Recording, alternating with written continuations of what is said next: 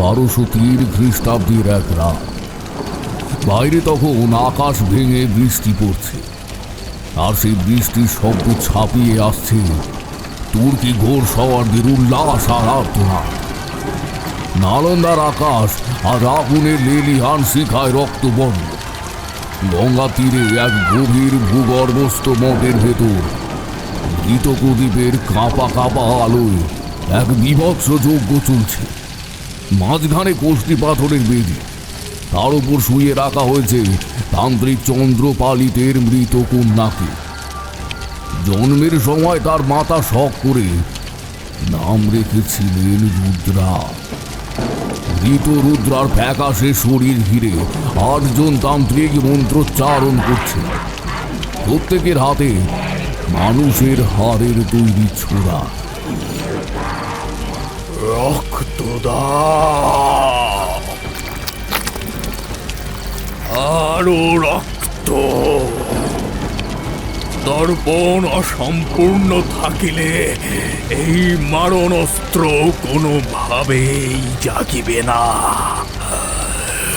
রক্ত দাও। পাশে বসা তরুণ তান্ত্রিক শ্রীধর কাঁপতে কাঁপতে বললেন, গুরুদেব, বাহিরে পড়েছে, ওরা আসিয়া পড়িয়াছে। ওই শুনুন, বিহারের কপাট ভাঙার শব্দ শুনিতে পাইতেছেন কি? এবার কি হইবে? আমরা কি সত্যিই পারিব এই নরপিশাচদের প্রতিহত করতে? চন্দ্রপালিত উন্মাদ হাসিতে ফেটে পড়লেন। তাঁর চোখ দিয়ে যেন রক্ত ঝরছে।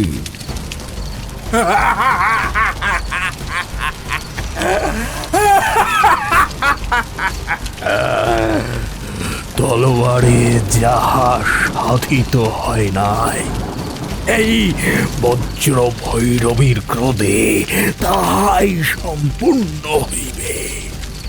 শ্রীধর, ভয় পাইও না। আজ আমার কন্যার শরীরে যে শক্তি নামিবে, তাহা এক নিমেষে বখতিয়ারের পুরো বাহিনীকে ভস্ম করিয়া দিবে। কেবল অন্তিম রক্তটুকু চাই। ঠিক সেই মুহূর্তে মঠের পাথরের দরজাটা এক প্রচন্ড শব্দে ভেঙে পড়ল। ধুলো আর ধোঁয়ার মধ্যে দিয়ে ভেতরে ঢুকলেন একজন দীর্ঘকায়, দীর্ঘ শ্বশ্রু ব্যক্তি। তার মাথায় অদ্ভুত পাগড়ি, হাতে এক আশ্চর্য রূপলি লাঠি। যদিও তিনি বখতিয়ার সেনাপতি নন, তিনি তাঁদের সাথে আসা পারস্যের এক রহস্যময় জাদুকর। থামো চন্দ্রপালিত। প্রকৃতির নিয়ম ভাঙিয়া যে শয়তানকে তোমরা ডাকিছ, সে তুর্কিদের মারিবার আগে তোমাদেরই শেষ করিবে। এই বালিকার পবিত্র শরীরকে অপবিত্র করিও না। কে রে তুই নরধাম? কোন সাহসে আমার যজ্ঞে ব্যাঘাত ঘটাইতেছিস? এত বড় দুঃসাহস তোর যে আমাকে বাধা দিস? দেখ তবে এই বালিকার জাগরণ কতখানি ভয়ানক হতে পারে। তিনি নিজের হাতের কবজি কেটে ফিনকে দেওয়া রক্ত ঢেলে দিলেন কন্যার কপালে। মৃত কিশোরীর শরীরটা হঠাৎ ধনুকের মতো বেঁকে উঠল। বন্ধ চোখের পাতাগুলো কাঁপতে শুরু করল। বাতাসে এক হাড়হীন করা গর্জন প্রতিধ্বনিত হল। জাদুকর তার হাতের দণ্ডটা মাটিতে ঠুকে বললেন, তবে তাহাই হোক। যদি ইহাকে ফেরানো না যায়, তবে ইহাকে মাটির নিচেই কবর দিতে হইবে। জাদুকর বিড়বিড় করে ফার্সি মন্ত্র পড়তে শুরু করলেন। হঠাৎ মঠের ভেতর হাওয়া বদলে গেল। প্রদীপগুলো সবুজ হয়ে জ্বলতে লাগলো। চন্দ্রপালিত কিশোরীর কানে কানে মন্ত্র বলছে, জাগো জাগো জননী, জাগো বজ্র ভৈরবী। তুই এই পিশাচগুলোরে বিনাশ করে দে মা। রুদ্রা চোখ মেলল, কিন্তু সে চোখ মানুষের নয়। সেখানে জ্বলছে নরকের সবুজ আবহ আগুন। সে মুখ বাড়ালো চন্দ্রপালিতের দিকে। জাদুকর আচমকা চিৎকার করে উঠলেন, মূর্খ! তন্ত্রকে চাহিলেও সবাই সঠিক উপায় করিতে পারে না। একটা নাবালিকা কন্যার মাঝে এই শক্তিকে প্রতিষ্ঠা করিলে তবেই তুই দেবীকে পেতিস। তবে মৃত কন্যার মাঝে প্রতিষ্ঠা করার হেতু তুই পাবি কেবল এক অপদেবীকে। বজ্রবন্ধন, অবরুদ্ধ হও। এক ঝটকায় জাদুকরের হাত থেকে ছিটকে আসা একটি অদৃশ্য তলোয়ার যেন চন্দ্রপালিতের শিরচ্ছেদ করল। ছিন্নমুণ্ডটা ছিটকে গিয়ে পড়ল সে গোষ্ঠী পাথরের বেদির পাশে। তর্পণ অসম্পূর্ণ রয়ে গেল। কিশোরী সেই ভয়ঙ্কর রূপটা এক অদ্ভুত আর্তনাদ করে আছড়ে পড়ল বেদির ওপর। এ কি করলেন আপনি? ও তো মুক্তি পাইল না। ও যে এই মাটির নিচে অভিশপ্ত হইয়া রয়ে গেল।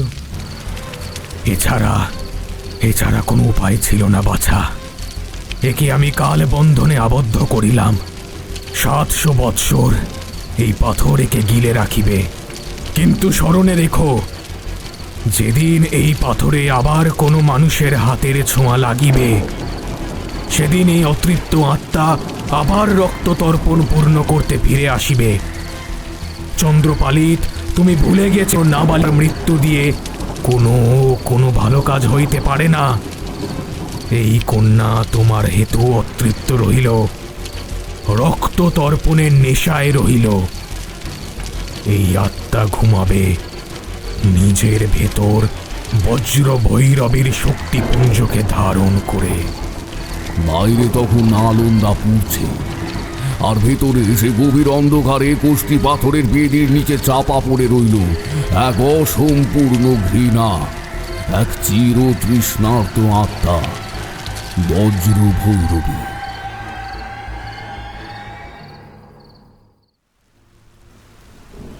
আপিস থেকে ফিরতি পথে ধর্মতলার মোড়ে ট্রাম থেকে নেমে ছাতা সামলাতে গিয়েই আচমকা দেখি কয়েক হাত দূরে এক ভদ্রলোক কাদা মেখে ছাউনিতে দাঁড়িয়ে একেবারে নাজেহাল হচ্ছেন। কয়েক পা এগিয়ে গিয়ে চশমাটা ভালো করে মুছে কাছে যেতেই দেখি, আরে এ কি, এই যে কিশোরী সেন। কিশোরীকে দেখে মনের ভেতর একটা চনমনে ব্যাপার যেন দলা পাকিয়ে উঠল। আরে কিশোরী যে, এই দুর্যোগের বিকেলে এখানে কি খবর বলো দেখি? কাক ভেজা হয়ে একেবারে যে তাল পাতার সেপাই সেজেছ। ওহ, আর বলো না ভায়া, ছাতাটা যে কখন ট্রামে ফেলে এসেছি মোটে খেয়াল নেই। এই বৃষ্টিতে মাঝ রাস্তায় দাঁড়িয়ে ভাবছি কি আজকে তবে বাড়ি ফেরা হবে কি হবে না। বাড়ি ফিরে আর করবেটা কি বলো দেখি? সেই তো খাবে আর ঘুমাবে, নতুনত্ব আর নেই রোজ নাম চাই। তার চেয়ে এক কাজ করি, চলো মটলিনের দিকে রওনা দিই। কি বলো? আজ আবার তারানাথের মুখে কোনো এক ভৌতিক ইতিহাস শুনতে মন করছে বড়। ভায়া বলি, তুমি আমার মনের কথাটা ধরেছো বটে। এই মনে আছে গত মাসে গিয়েছিলাম আসর জমাতে, তারপর কাজে কাজে আর ওই পথের কথা মন চাইলেও সেখানে যাওয়া হয়ে ওঠেন। এই বৃষ্টির বিকেলে ঠাকুর মশাইয়ের জীবনের কিছু পুরনো অলৌকিক কাসুন্দি ঘাটতে মানে আর কি গল্পগুলো শুনতে মন্দ লাগবে না, কি বলো? এই ভেজা শরীরটাও চাঙ্গা হয়ে যাবে কিন্তু। তবে আর দেরি কেন, চলো কাদায় মাখামাখি অবস্থাতেই দুজনেই পা বাড়াই। হ্যাঁ হ্যাঁ, চলো চলো। আজ কিন্তু কোনো ছোটোখাটো ভূতের অভিজ্ঞতায় ভুলবো না, বড় কোনো হাড় কাঁপানো অভিজ্ঞতা আদায় করতে হবেই বিভূতি। কিছুক্ষণ হাঁটার পরেই চলে এলাম মটলেনের আমাদের সেই পরিচিত জীর্ণ একতলা বাড়ির দরজায়। কিশোরী পরপর দুবার কড়া নাড়তেই ভেতর থেকে তারানাথের সেই গম্ভীর কণ্ঠস্বর ভেসে এলো, ভেতরে এসো, দরজা খোলাই আছে, হালকা টিললেই খুলে যাবে। তারানাথের কথা মতোই আমরা ভেতরে ঢুকতেই দেখলাম তারানাথ বৈঠকখানার দরজার চৌকাঠে দাঁড়িয়ে। সাদা চুল, কপালে চন্দনের তিলক আর পরনে তসরের চাদর। হঠাৎ কিশোরীকে দেখে তিনি বলে উঠলেন, ইয়ে কিশোরী, বড় যে হাঁপাচ্ছ। প্রণাম ঠাকুরমশাই। হাঁপাই কি আর সাধে বলুন, এই ঝড় বাদলের বিকেলে কাদা রাস্তায় হাঁটতে হাঁটতে যে আমি একেবারে কাহিল। তবে আজ কিন্তু একটা জোরালো অভিজ্ঞতা শুনবো। এত খেটে খুঁটে হানা দিয়েছি বলে কথা। আপনি তো জানেনই আমরা আপনার যৌবনের সেই রোমহর্ষক অভিজ্ঞতার কাঙাল। আজ এমন কিছু একটা বলুন যা শুনলে না গায়ের রক্ত একেবারে একেবারে হিম হয়ে যাবে। রক্তহীন হওয়ার কথা বললে বিভূতি, সব হবে। তার আগে আসো, বৈঠকখানায় ঢুকে বসি। তারানাথের পেছন পেছন আমরাও গিয়ে বসলাম তারানাথের বৈঠকখানায় রাখা ভাঙা তক্তপোষের একধারে। এরই মাঝে দেখলাম চাড়ি নিয়ে এলো গরম গরম সিঙ্গাড়া আর চা।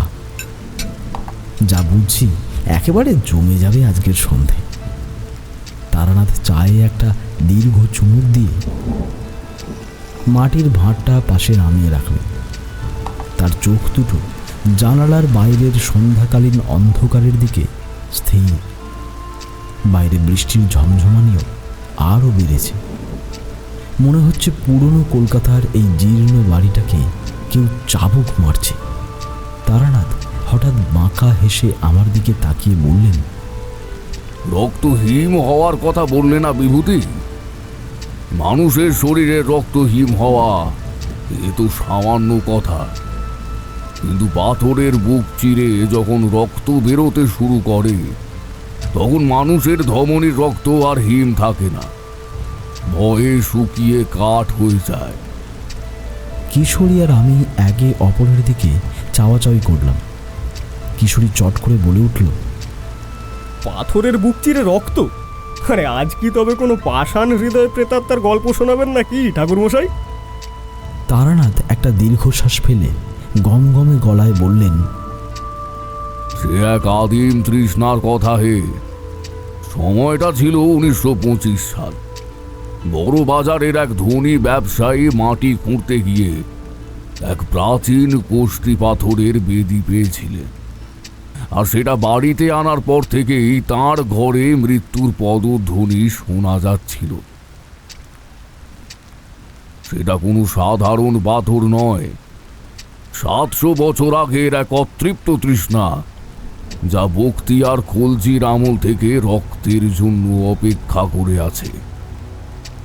আমি অবাক হলাম বটে। এ কি বলছেন তারানাথ? বড় বাজারের সাথে ঐতিহাসিক সংযোগ এ কিভাবে সম্ভব?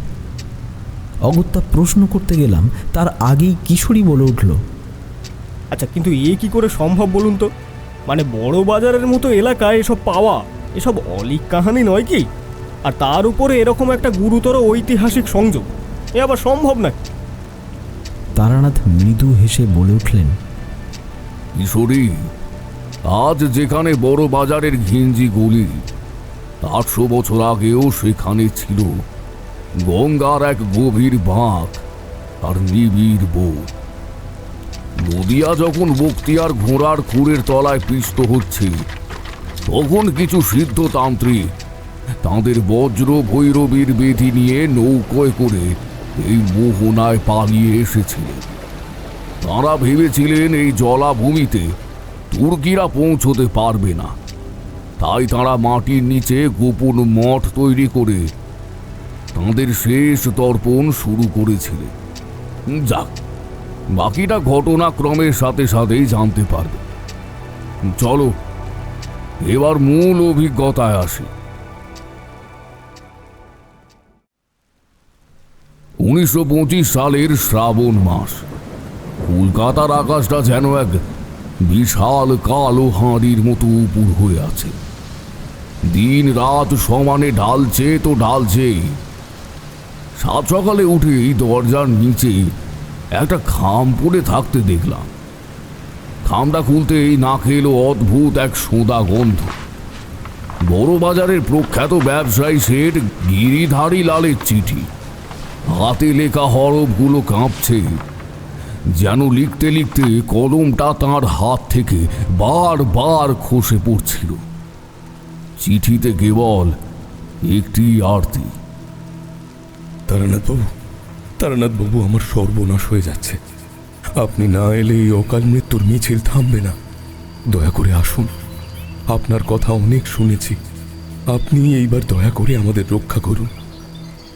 বিকেল নাগাদ যখন বড় বাজারে গিরিধারী লালের বিশাল প্রাসাদে পৌঁছলাম, তখন চারিদিক শ্মশানের মতো নিস্তব্ধ। গলিটা ঘিঞ্জি হলেও প্রাসাদের সিংহ দুয়ারের ভেতরে ঢুকতেই গা যেন ছমছম করে উঠল। চকের ওপর বৃষ্টির জল পড়ে কেমন যেন নীলচে হয়ে আছে। শেঠজি বৈঠকখানায় বসেছিলেন। আমাকে দেখেই হাউ মাউ করে কেঁদে উঠলেন। তারানাথবাবু, আপনি এসেছেন? ভগবান পাঠিয়েছেন আপনাকে। আমার সাজানো বাড়িটা ছাড়খাড় হয়ে যেতে বসছে। শান্ত হন শেঠজি, কি এমন হয়েছে খুলে বলুন দেখি। মনে তো হচ্ছে গুরুতর কিছু। গুরুতর তো বটেই। আমার এই যে বাড়িটা দেখছেন, এটা আসলে এক প্রাচীন পাল আমলের দুর্গ বা মঠের ধ্বংসাবশেষের উপরে নির্মিত। বড় যত্নের সাথে এ বাড়িকে আগলাই আমি। গত পরশু আমার আদরের বিলিতি কুকুরটা হারিয়ে গেল। পরদিন সকালে হলের ঝাড়বাতির দিকে তাকিয়ে বাড়ির পরিচারিকা মূর্ছা গেল। দেখি কুকুরটা উপর থেকে ঝুলছে, পা দুটো বাঁধা। কিন্তু সব থেকে বীভৎস কি জানেন? ওর শরীরে এক ফোঁটা রক্ত নেই। সাদা চামড়াটা কাগজের মতো ফ্যাকে হয়ে গেছে। আজ ভোরে আস্তাবলের ঘোড়াটারও একই দশা। এসব কতদিন আগে থেকে শুরু হলো? বাড়িতে নতুন কিছু এনেছেন কি? ওই 4-5 দিন হলো। নিচে একটা নতুন গুদাম ঘর বানানোর জন্য খনন কাজ চলছিল। মিস্ত্রিরা মাটির প্রায় 20 ফুট নিচে এক বিশাল ব্রোঞ্জের দরজা পায়, সিল করা দরজা।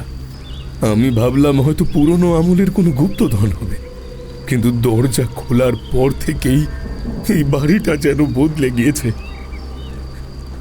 এক পচা মাংসের গন্ধ ভুর ভুর করছে সর্বত্র। আর রাতে রাতে মনে হয় কে যেন নিচে ভারী শেকল টেনে বেড়াচ্ছে। ঠাকুর মশাই, আমাকে সেই সুড়ঙ্গে নিয়ে চলুন এখনই।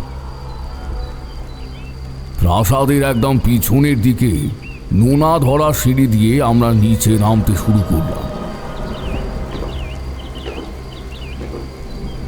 বড় বাজারের এই জায়গাটা আসলে এক প্রাচীন মোহনার ওপর দাঁড়িয়ে। 1925 সালে কলকাতার এই অংশটা আধুনিক হলেও মাটির নিচে যে আদিম জঙ্গল আর জলাভূমির ইতিহাস চাপা পড়ে আছে, তার প্রমাণ এই স্যাঁতস্যাঁতে দেওয়ালগুলো। নিচে নামতে এই লণ্ঠনের আলোয় যা দেখলাম, তাতে আমার রক্ত এক মুহূর্তের জন্য হিম হয়ে গেল। এটা সাধারণ কোনো বাড়ির তলা নয়, এ যেন এক প্রাচীন পাল আমলের দুর্গের ভগ্নাবশেষ। পাথরের গায়ে গায়ে শ্যাওলা আর লোনা, সামনেই সে খোলা ব্রোঞ্জের দরজা। শেঠজি, আপনি কি জানেন আপনি কি খুঁড়ে বের করেছেন? এ তো কোনো গুদাম নয়, এ হচ্ছে খোদাই করা মানচিত্র। দেখুন। মানচিত্র? কিসের মানচিত্র এগুলো? এগুলো প্রাচীন পাল রাজাদের আমলের নকশা। এই সুড়ঙ্গটা গঙ্গার তলদেশ দিয়ে বহুদূর বিস্তৃত। এটা ছিল একটা তন্ত্রক্রিয়ার প্রয়োগশালা। ওই দেখুন, দেওয়ালে মানুষের খুলি ছাঁচ করা কুলুঙ্গি। পাল আমলে তান্ত্রিকেরা এখানে নিষিদ্ধ সব মারণাস্ত্র তৈরি করতেন, যদ্দূর আমার ধারণা। বায়ুরোধে এই প্রকোষ্ঠ খোলার মাধ্যমে আপনি কয়েকশো বছরের সুপ্ত নৃশংসতাকে মুক্তি দিয়েছেন। আনুমানিক 700 থেকে 800 বছর পুরনো তো হবেই। কথা বলতে বলতে হঠাৎ সুড়ঙ্গের অন্ধকার কোণ থেকে একটা খসখসে শব্দ এলো, যেন কোনো জ্যান্ত হাড় পাথরের ওপর দিয়ে ঘষতে ঘষতে এগোচ্ছে। পচা মাংসের গন্ধটা আরও তীব্র হলো। ওই যে ওই যে ওই যে বাঁচান তারানাথবাবু, বাঁচান! লণ্ঠনের আলো ফেলতেই দেখলাম সুড়ঙ্গের শেষ মাথায় একটা বিশাল কোষ্ঠী পাথরের বেদি। সেই বেদির গা বেয়ে আলকাতরার মতো কালো কি একটা গড়িয়ে পড়ছে। না, ওটা আলকাতরা নয়, জমাট বাঁধা পুরনো রক্ত। আর তার উপর দিয়ে একটা ছায়া সরে গেল একেবারে বিদ্যুৎ গতিতে। শেঠজি, সিঁড়ি দিয়ে ওপরে উঠে যান, সদর দরজার কাছে গিয়ে দাঁড়াবেন। আমি এই বেদিটা নিয়েই আসছি। গিরিধারী লাল কাঁপতে কাঁপতে উপরে উঠে গেলেন। অন্ধকার সেই ভূগর্ভস্থ প্রকোষ্ঠে আমি একা। হাতে লণ্ঠনটা উঁচিয়ে ধরতেই দেখলাম কোষ্ঠী পাথরের সেই বেদিটা যেন নিঃশ্বাস নিচ্ছে।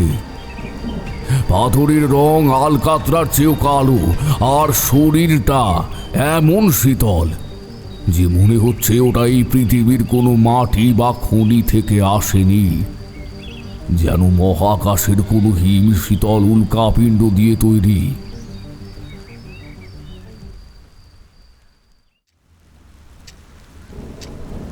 অদ্ভুত ব্যাপার কি জানো বিভূতি, লণ্ঠনের আলোয় যখন পাথরের উপর খোদাই করা নারী মূর্তিগুলোর দিকে তাকালাম, আমার শির দাঁড়া দিয়ে একটা হিম শীতল স্রোত বয়ে গেল।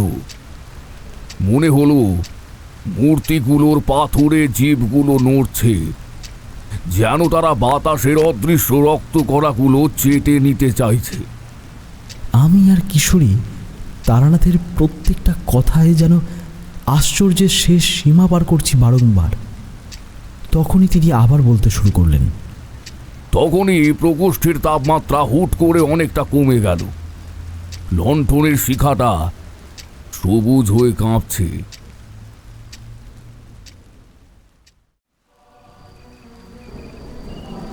হঠাৎ পেছন থেকে এক অমানুষিক আর্তনাদ শুনে আমি এক ছুটে ওপরে উঠে গেলাম। গিয়ে দেখি এক বিভৎস দৃশ্য। গিরিধারী লালের একজন পাহারাদার, জোয়ান মরদ মানুষ, সে কোনোভাবে কৌতূহল সামলাতে না পেরে সুড়ঙ্গের মুখে গিয়েছিল। এখন তার দেহটা ঘরের মাঝখানে পড়ে আছে, কিন্তু সেটা আর মানুষের দেহ নেই। কেউ যেন তার শরীরটাকে দুমড়ে মুচড়ে একটা গোল মাংসপিণ্ড বানিয়ে দিয়েছে। হাড়গোড় সব চূর্ণ বিচূর্ণ, কিন্তু আশ্চর্যের বিষয় হলো বাড়ির কেউ একটা হাড় ভাঙার শব্দ পর্যন্ত পায়নি। এ কি হলো তারানাথ বাবু? এ কি হলো? এ কি মানুষ পারে? রামুকে কোন শয়তানে মারলো তারানাথ বাবু? এ মানুষ অবশ্যই নয় শেঠজি। এ হলো সেই শক্তি যাকে আপনারাই জাগিয়ে তুলেছেন। সে বাতাসের মতো অদৃশ্য হয়ে শরীরের রন্ধ্রে রন্ধ্রে ঢুকে পড়ে, তারপর ভেতর থেকে হাড় চিবিয়ে গুঁড়ো করে দেয়। সে মাংস নয়, হাড়ের ভেতরের মজ্জা আর রক্তের পিপাসু। কথাটা শেষ করতে পারলাম না। হঠাৎ অনুভব করলাম একটা বরফ শীতল হাত আমার ঘাড় স্পর্শ করল। আমার চারপাশের ঘর, গিরিধারী লাল, 1925 সালের কলকাতা, সব যেন ধোঁয়ার মতো মিলিয়ে যেতে লাগলো।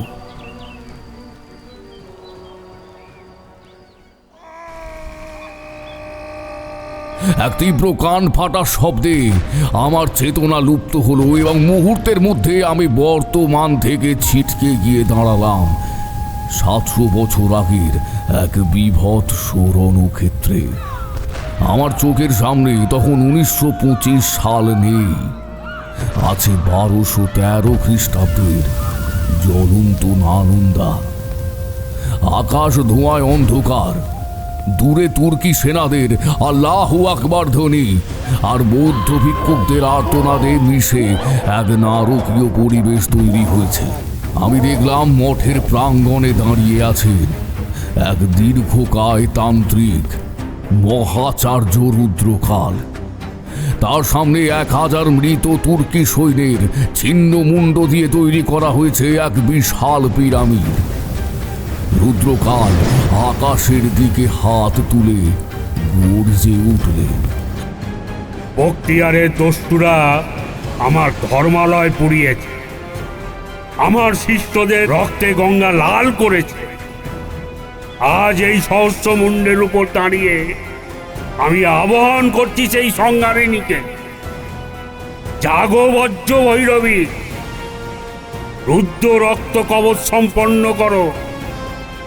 হে চন্দ্রবালিত কন্যা রুদ্রা, জেগে ওঠো।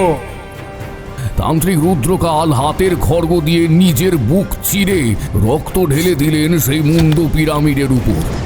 কিন্তু যজ্ঞের অন্তিম মুহূর্তে যখন বজ্র ভৈরবী মূর্তিমতি হয়ে আকাশ থেকে নামছিলেন, দেখলাম এক 12-13 বছরের কিশোরী আকাশ থেকে নামছেন।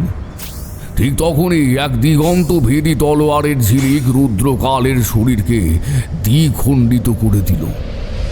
তান্ত্রিকের অসম্পূর্ণ মন্ত্র বাতাসে প্রতিধ্বনিত হতে লাগলো। রক্ত, আরো রক্ত। হঠাৎ একটা তীব্র ঝাঁকুনি দিয়ে আমার ঘোর ভাঙল। দেখলাম আমি আবার সেই অন্ধকার সুড়ঙ্গে পড়ে আছি। আমার সারা শরীর ঘামে ভেজা। লণ্ঠনটা নিভে গেছে, কিন্তু সেই নীরের অন্ধকারে আমি স্পষ্ট দেখতে পেলাম কুষ্টি পাথরের বেদির ওপর একটা কিশোরীর ছায়া বসে আছে। তার চোখ দুটো সবুজ আভো আগুনে জ্বলছে। সে ফিস ফিস করে বলল, তর্পণ শেষ করো, আমার রক্ত চাই তান্ত্রিক। দুবার আমাকে জাগাতে চেয়েছে 2 জন তান্ত্রিক, পারেনি। অবশেষে আমি জেগেছি। এবার রক্ত তর্পণ সম্পূর্ণ হবে তোকে দিয়ে। বজ্র ভৈরবী আজ 1925-এর কলকাতায় নিজের সেই অসম্পূর্ণ তৃষ্ণা মেটাতে এসেছে। আর তার লক্ষ্য কেবল গিরিধারী লাল নয়, এই যজ্ঞের শেষ আহুতি হিসেবে সে আমাকেই বেছে নিয়েছে। কতক্ষণ পেরিয়ে গেছে খেয়াল নেই। সেই কুচকুচে অন্ধকার সুড়ঙ্গে আমি একা। আমার লণ্ঠনটা তখন কেবল যে নিভে গেছে তাই নয়, মনে হলো সুড়ঙ্গের বাতাসও কেউ যেন শুষে নিচ্ছে। বজ্র ভৈরবীর সেই সবুজ আভো চোখের দিকে তাকিয়ে আমার মনে হলো এ কোনো দেবী শক্তি হতে পারে না, এ অপদেবী বটে। হঠাৎ সুড়ঙ্গের স্যাঁতস্যাঁতে দেওয়ালগুলো গলে রক্তবর্ণ ধারণ করল। দেওয়াল চেড়ে শত শত ফ্যাকাশে হাত বেরিয়ে এলো আমার দিকে।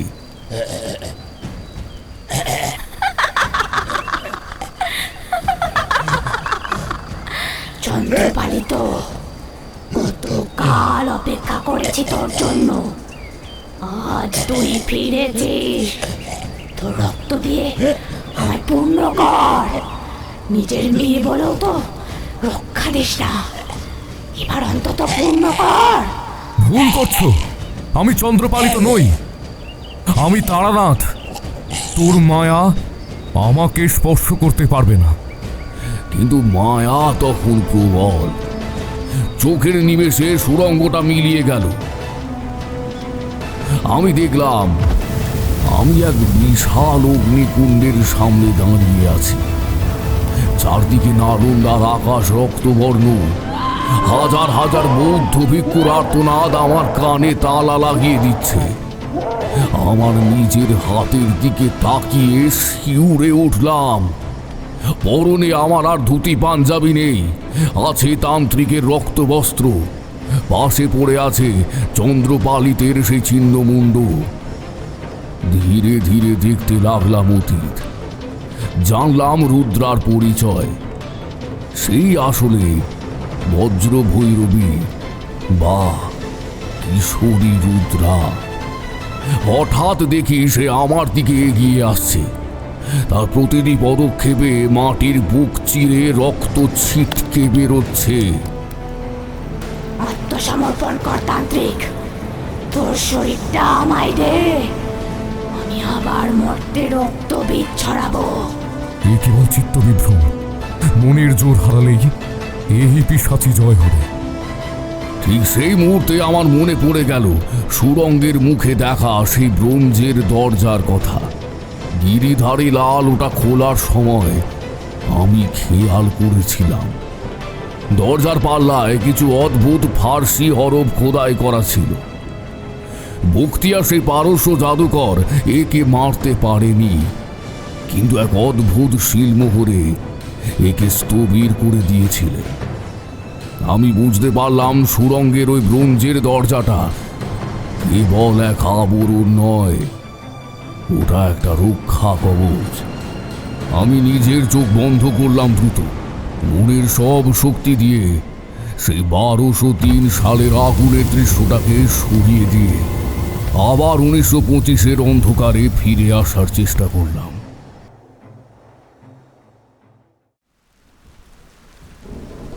লণ্ঠনটা আবার জ্বালানোর দরকার নেই। আজ আমাকে আমার অন্তরের আলো দিয়ে পথ খুঁজতে হবে। হামাগুড়ি দিয়ে আমি সেই ব্রোঞ্জের দরজার দিকে এগোতে লাগলাম। কোথায় কোথায় সেই শিলমোহরটা কোথায়? সুড়ঙ্গের দরজার এক কোণে আমি হাত দিতেই অনুভব করলাম একটা উঁচু নিচু ধাতব খোদাই, পারস্য জাদুকরের সেই ফার্সি লিপি। আমি আমার বুড়ো আঙুলে কামড় দিয়ে এক বিন্দু রক্ত সেই লিপির উপরে ফেলে দিলাম।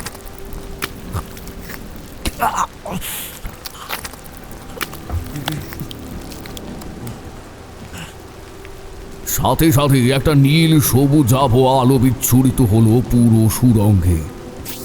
বজ্র ভৈরবীর সেই ভয়ঙ্কর পিশাচী রূপটা আর্তনাদ করে পিছিয়ে গেল। না, ওই অভিশপ্ত জাদুকরের শক্তি আবার কেন? থামা একে, থামা তান্ত্রিক! কিন্তু বিপদ শুধু সুড়ঙ্গে ছিল না, উপর থেকে গিরিধারী লালের কান্নার শব্দ ভেসে এলো। আমি ওপরে ছুটে গেলাম। আমার হাতে তখন এক পাণ্ডুলিপি। আমার বিশ্বাস এতেই পাবো আমি আমার সব প্রশ্নের উত্তর। তারানাথ বাবু, তারানাথ বাবু, সর্বনাশ হয়ে গেছে তারানাথ বাবু। শুধু আমার বাড়ি নয়, পুরো বড় বাজারের মানুষের কি হয়েছে দেখুন তারানাথ, গোটা বড় বাজার। আমি প্রাসাদের বারান্দায় গিয়ে দাঁড়ালাম। বাইরে এসে বুঝলাম রাত নেমে গেছে। শ্রাবণের রাত তখন এক বিভীষিকায় পরিণত হয়েছে। বড় বাজারের ঘিঞ্জি গলিগুলো থেকে শয়ে শয়ে মানুষ সম্মোহিতের মতো বেরিয়ে আসছে। কেউ ধুতি পরা ব্যবসায়ী, কেউ কুলি, কেউ বা রাতের পাহারাদার। সবাই এক অদ্ভুত ছন্দে পা ফেলছে একইভাবে। তাদের চোখগুলো সাদা, যেন মনিতে কোনো প্রাণ নেই। তারা সবাই হেঁটে আসছে গিরিধারী লালের বাড়ির দিকে। এগি শেঠজি, এদের থামান। কেউ কথা শুনছে না, মনে হচ্ছে কোনো অদৃশ্য সম্মোহনের সুরে এরা পাগল হয়ে গিয়েছে। ওই দেখুন, গোলের ওপার থেকে বৃষ্টির ঝাপটার মধ্যে দেখা গেল এক কিশোরীকে। তার পরনে ছেঁড়া লাল বস্ত্র, গায়ের চামড়া ফ্যাকাশে সাদা, আর হাতে একটা মানুষের করটি। চিনলাম, এই কিশোরী রুদ্রা। সে যার দরজায় টোকা দিচ্ছে, সেই বাড়ির মানুষগুলো উন্মাদের মতো বেরিয়ে এসে নিজেদের নখ দিয়ে নিজেদের গাল আঁচড়াচ্ছে। বাতাসের মধ্যে একটা পচা মাংসের গন্ধ, আর সাথে সাথে হাড় চিবোনোর একটা কর্মর শব্দ ভেসে আসছে। বুঝেছি, এ কেবল আমার রক্তে তুষ্ট নয়, ও পুরো বড় বাজারকে শ্মশান বানাতে চায়। একে সাধারণ মন্ত্রে আটকানো যাবে না। তবে তবে কি উপায় তারানাথ বাবু? কাল ভোরের সূর্য কি আমরা আর দেখতে পাবো না? পাবেন, কিন্তু সময় খুব কম। শেঠজি, এখনই আপনার ভান্ডার থেকে তামা আর লোহার কিছু পাত্র বের করুন, আর গঙ্গা থেকে 7 কলসি জল আনিয়ে দিতে হবে। আমাকে বাড়ির একদম নিচে সেই প্রাচীন মঠের কেন্দ্রে পঞ্চমুণ্ডির আসন তৈরি করতে হবে। বজ্র ভৈরবী কোনো আত্মা নয়, এ একটা অশুভ শক্তির যন্ত্রের মতো। একে মাটির গভীরে নিয়ে গিয়েই শান্ত করতে হবে। আমি বুঝলাম বজ্র ভৈরবীর এই শক্তির উৎস হল সেই মহাজাগতিক উল্কাপিণ্ডের পাথর ভা বিদিটা। ওটা একটা চুম্বকের মতো চারপাশের জীবনী শক্তি শুষে নিচ্ছে। আমাকে এমন এক মণ্ডলী তৈরি করতে হবে যা এই শক্তিকে শুষে নিয়ে আবার মাটির গভীরে ফিরিয়ে দেবে। আমি গিরিধারী লালকে দিয়ে বাড়ির উঠোনে এক বিশেষ জ্যামিতিক নকশায় গঙ্গা জল আর তামা দিয়ে বেষ্টনী তৈরি করতে বললাম। বাইরে তখন মানুষের ভিড় বাড়ছে। কিশোরী রুদ্রা বা বজ্র ভৈরবী এবার প্রাসাদের সদর দরজায় টোকা দিল। প্রতিটি টোকায় যেন আমাদের হৃৎপিণ্ড বন্ধ হয়ে আসছে। বাইরে তখন ঠক ঠক ঠক শব্দটা ক্রমে জোরালো হচ্ছে। বড় বাজারে সে ঘিঞ্জি গলির সব মানুষ যেন গিরিধারী লালের সদর দরজায় এসে জমা হয়েছে। ঠিক সেই সময় বৈঠকখানার ভেতরের দিকের ভারী পর্দা সরিয়ে ঘরে ঢুকলেন গিরিধারী লালের স্ত্রী সরলা দেবী। তাকে দেখেই আমার কপালে চিন্তার ভাঁজ পড়ল।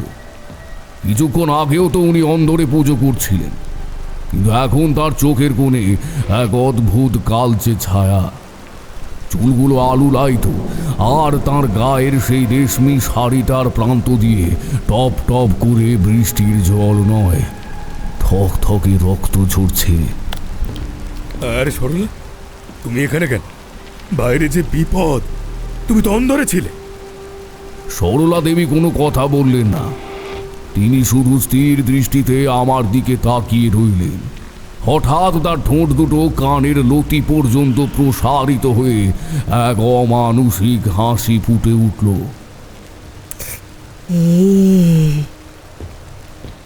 তান্ত্রিক মণ্ডলী বানাবি? তামা আর লোহার বেষ্টনী দিয়ে আমায় আটকাবি?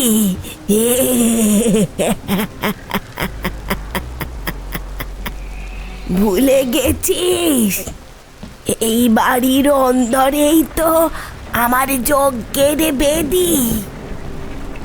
সরলা, এ কি কথা বলছো তুমি? আর তোমার আমার গলাটাই বা এমন শোনাচ্ছে কেন? পিছিয়ে আসুন শেঠজি, উনি আর আপনার স্ত্রী নেই। বজ্র ভৈরবী সুড়ঙ্গ থেকে বেরিয়ে ওর শরীর দখল করেছে। ও আসলে আপনার অন্দরে ঢোকার পথ খুঁজছে। হঠাৎ সরলা দেবী ধরে বজ্র ভৈরবী এক লাফে ঘরের কড়ি কাঠের ওপর উঠে গেলেন। সাধারণ কোনো মানুষের পক্ষে যাওয়া অসম্ভব। তিনি ঠিক সেভাবেই মাকড়সার মতো ঝুলে আমাদের দিকে তাকাতে লাগলেন। তার আঙুলের নখগুলো অদ্ভুতভাবে বড় হয়ে গেছে। রক্ত চন্দ্রপালিত আর রুদ্র কালামায় ঠেকাতে পারেনি ওই জাদুকরের জন্য। কিন্তু দেখ, জেগেছি তো আমি, বল। আজ এই বংশের শেষ বিন্দু আমি শুষে নেব। বলেই তিনি কড়ি কাঠ থেকে সোজা গিরিধারী লালের উপর ঝাঁপিয়ে পড়তে চাইলেন। আমি দ্রুত পকেট থেকে সেই ফার্সি জাদুকরের শিলমোহর বা রক্ষা কবচটা বের করে ওর দিকে তাকালাম। শেঠজি, গঙ্গা জলের ঘটিটা ওর গায়ে ছিটিয়ে দিন। ওর শরীরের ভেতর এই শক্তির কম্পন অনেক বেশি। জল ওকে কিছুটা হলেও ধাক্কা দেবে। গিরিধারী লাল কাঁপতে কাঁপতে পাশ থেকে গঙ্গা জলের পাত্রটা তুলে নিয়ে সরলা দেবীর দিকে ছুঁড়ে দিলেন। জল স্পর্শ করতেই সরলা দেবীর শরীর থেকে সাদা ধোঁয়া বেরোতে লাগলো। এক অসহ্য পচা মাংসের গন্ধে ঘর ভরে গেল। বজ্র ভৈরবী আর্তনাদ করে মেঝেতে আছড়ে পড়লেন।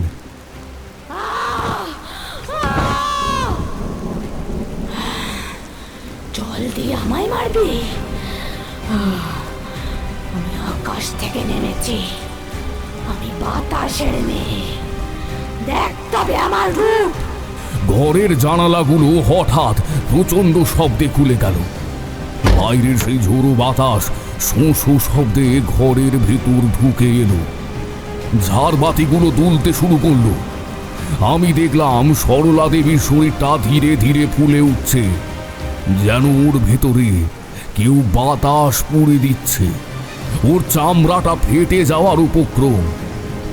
শেঠজি, দেরি করবেন না, এখনই সেই তামার পাত্রগুলো নিয়ে ওর চারধারে মণ্ডলী তৈরি করুন। ও বাতাসের মাধ্যমে জীবনী শক্তি শুষছে, আমাদের এই প্রবাহ কাটাতেই হবে। ঠিক তখনই এক অভাবনীয় কাণ্ড ঘটল। সরলা দেবী হঠাৎ করে মেঝেতে হাত পা ছড়িয়ে হামাগুড়ি দিতে শুরু করলেন। হাড়গোড় ভাঙার এক বিকট শব্দ মুর মুর করে ঘর জুড়ে প্রতিধ্বনিত হতে লাগলো। তার ঘাটটা পুরো 180 ডিগ্রি ঘুরে গেল আমার দিকে। তান্ত্রিক, তুই পাণ্ডুলিপি পেয়েছিস? পারস্যের নরাধম যা লিখে গেছে সব মিথ্যা। দেখ তোকে আমি কোন ইতিহাসে নিয়ে যাই। হঠাৎ সরলা দেবীর মুখ দিয়ে কালো কালো কতগুলো পোকা বেরিয়ে আসতে লাগলো। সেগুলো মেঝেতে পড়ে কিলবিল করে আমার দিকে ধেয়ে এলো। গিরিধারী লাল ভয়ে চেয়ারের ওপর উঠে দাঁড়িয়েছে। বাঁচান তারানাথ বাবু, আমার স্ত্রীকেও মেরেই ফেলবে। মারা ওর উদ্দেশ্য নয় শেঠজি, ও চায় সরলা দেবীর মাধ্যমেই এই বাড়ির সীমানা পার হয়ে বড় বাজারের সেই সমবেত মানুষের মধ্যে নিজের শক্তি ছড়িয়ে দিতে। একবার যদি ও সরলা দেবীর শরীর ছেড়ে ওই হাজার হাজার মানুষের ভিড়ে মিশে যায়, তবে পুরো কলকাতা কাল সকালে এক বিশাল শ্মশানে পরিণত হবে। আমি পকেট থেকে আমার নিজস্ব মন্ত্রপুত বিভূতি বা ছাই বের করে চারিদিকে ছড়িয়ে দিলাম।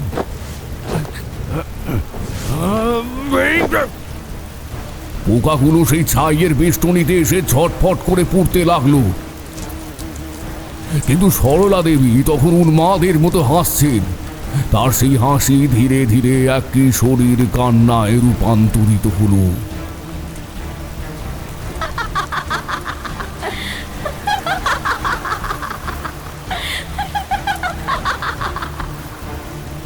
বাবা, আমায় নালন্দার আগুনে কেন ফেলে গেলে?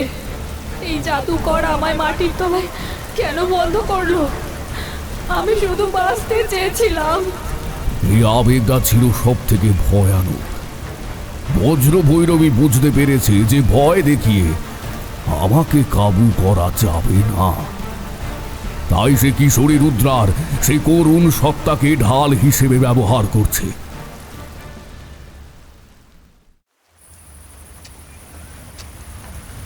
আমার মন এক মুহূর্তের জন্য দুর্বল হতেই দেখলাম সরলা দেবী এক অদ্ভুত গতিতে আমার দিকে ধেয়ে আসছেন। ওর হাতে কিশোরী রুদ্রার সেই মানুষের করটিটা এখন স্পষ্ট দৃশ্যমান। এক মুহূর্তের জন্য তারানাথ থেমে জানলার দিকে তাকালেন। বাইরে তখনও ঝিরিঝিরি বৃষ্টি পড়ছে। সন্ধে 7টা পেরিয়েছে। আমি আর কিশোরী দুজনেই বুঝতে পারছি এই কাহিনীর এখনো অনেকটা পথ বাকি। তারানাথের চোখে মুখে কেমন যেন একটা আবেগ খেলা করছে। তারানাথ বলতে লাগলেন, সরলা দেবী তখন কিশোরী রুদ্রার আর্তনাদ মেশানো গলায় কাঁদছিলেন।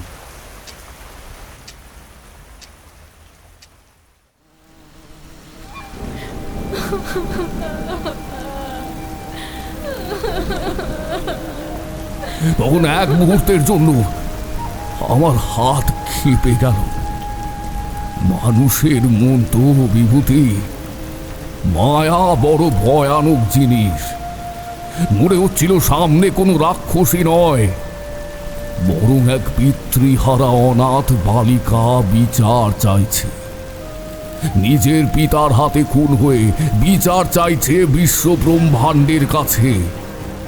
ঠিক সেই দুর্বল মুহূর্তে সরলা দেবীর হাতের সেই করটিটা যেন জীবন্ত হয়ে উঠল।